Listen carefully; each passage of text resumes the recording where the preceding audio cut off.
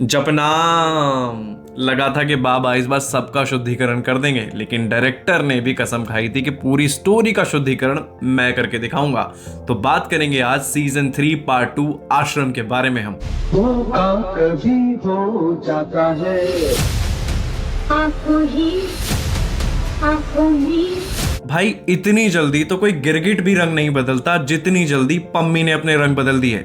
जरा सोच के देखो, एक लड़की ने अपनी पूरी लड़ाई ये सोच के शुरू की थी कि उसके साथ जो भी गलत हुआ वो उसके कंसेंट के बिना हुआ था, लेकिन अब वो वही सारी की सारी चीजें कर रही है जिनके वो कभी अगेंस्ट थी भोपा स्वामी के साथ मिलके।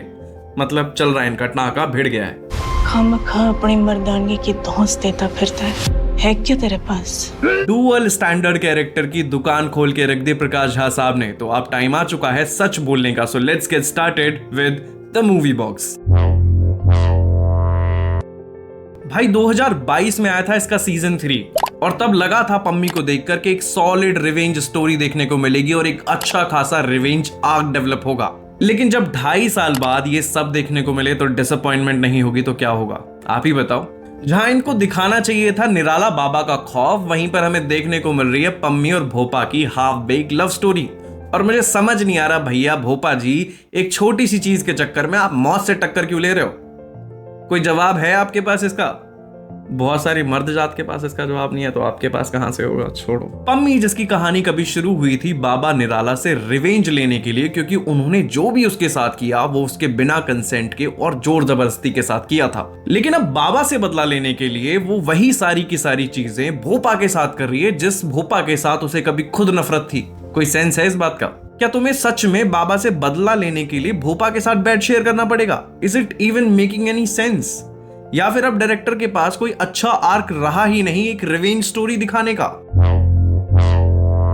समवेयर ये सवाल तो खड़े होते हैं क्योंकि आश्रम 3 के पार्ट 2 की जो स्टोरी है वो अपने आप में बहुत वीक साबित होती है। देखो जी, बाबा जाने मन की बात, लेकिन जो डायरेक्टर के जो मन की बात है वो मुझे पता है।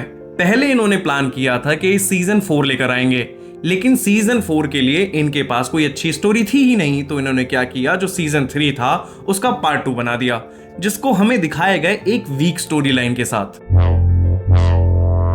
देखो, आश्रम की जो यूएसपी है वो है इसकी राजनीति। बाबा जो कि दुनिया के सामने बड़ा भोला भाला है, लेकिन दिमाग से वो कितना क्रूर है बैकग्राउंड में वो बहुत सारे लोग नहीं जानते। अब अगर आप यूएसपी को ही वीक कर दोगे, बॉबी देओल को उतना टाइम दोगे ही नहीं स्क्रीन पर आने का, आप उनको एक एपिसोड भी ठीक से दे नहीं रहे हो, तो कैरेक्टर डेवलपमेंट होगा कहां से? एक अच्छी स्टोरी निकल कर आ ही नहीं सकती, क्योंकि आप क्या दिखा रहे हो? Bhopa Bhopa Bhopa, love story love story love story, Bhopa आगे पम्मी पीछे भोपा आगे, बस यही चलते जा रहा है। देखो यार, अब सवाल तो आएगा मन में कि बाबा भी वही है, पम्मी भी वही है, भोपा भी वही है, लेकिन स्टोरी ट्विस्ट जीरो, एकदम जीरो।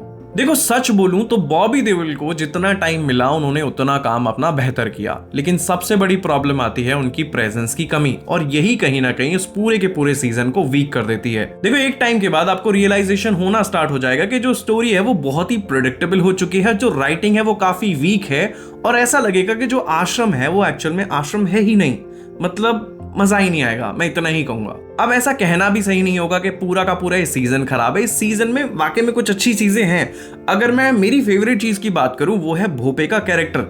जिस हिसाब से इस कैरेक्टर को नेगेटिवली डेवलप किया गया है और किस तरीके से वो निराला के अगेंस्ट खड़ा हो जाता है, वो देखने वाली चीज है।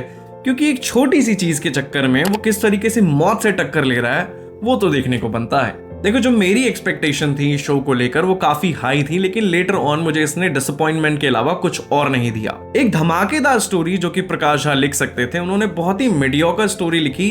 बाबा के जो कैरेक्टर को उन्होंने टाइम रिड्यूस किया, जो टाइम कम किया उसने पूरी स्टोरी को वीक किया। पम्मी का और भोपे का जो कैरेक्टर डेवलपमेंट इसमें एक साथ जो उनका मर्जर किया गया है यहाँ पर, वो नहीं, वो बहुत ही स्ट्रेची लगा, वो अननेसेसरी यहां पर लगता है। देखो, ओवरऑल जो ये शो था बस मुझे एक फिलर नजर आया। इसमें कोई भी ऐसी चीज नहीं थी जो कि यूनिक हो, जो बहुत ज्यादा ऐसा देख के मन कर जाए कि अरे यार ये क्या हो गया। तो वैसे वाला जो फैक्टर है, एक्स फैक्टर है शो में, वो पूरी तरीके से मिसिंग है। अगर तुमने ये शो देखा है तो तुम्हें कैसा लगा प्लीज मुझे कमेंट में जरूर बताना। अगर आप मेरे रिव्यू को पसंद करते हैं तो प्लीज मुझे सब्सक्राइब करना बिल्कुल ना भूलें।